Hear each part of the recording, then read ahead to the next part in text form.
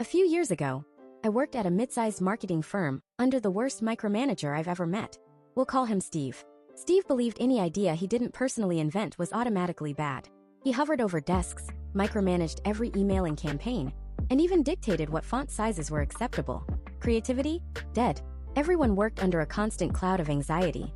One day in a meeting about a major client campaign, one that wasn't doing well, I suggested a minor adjustment based on some recent digital trends.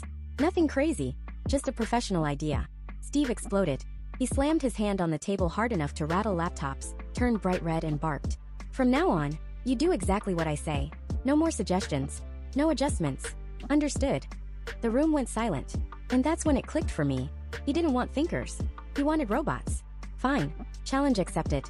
From that moment, I followed every instruction to the letter. If Steve said send the email, I sent it, even if he hadn't approved the final version. If he said post the ad at 9 a.m., I posted, even if the shared drive was empty and it went live with a broken image link. Typos, missing attachments, didn't matter. He said send, so I sent. No initiative, no saving him from himself, just pure literal compliance. Meanwhile, I documented everything, every Slack message, every rushed late-night email, meeting recordings, thankfully legal in my state, one-party consent. I made a clear paper trail linking Steve's exact instructions to the increasingly public disasters that followed. It didn't take long before clients noticed. Emails started coming in. First polite, just checking on this. Then concerned. We noticed some issues. Then furious. What the hell is going on? One of our biggest clients even called the CEO after a major typo in an ad headline. A typo Steve had approved without reading. The house was on fire, and Steve was sweating bullets. Predictably, he tried to pin everything on me. He called a meeting with HR and upper management, painting me as lazy, careless, and insubordinate. He listed off every screw-up, shaking his head like he was so disappointed. When he finished, I simply opened my laptop and went to work.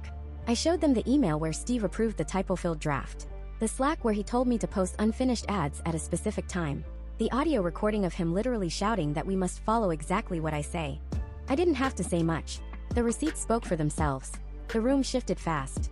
Steve went from smug to ghost white in seconds. HR looked horrified. Management looked furious.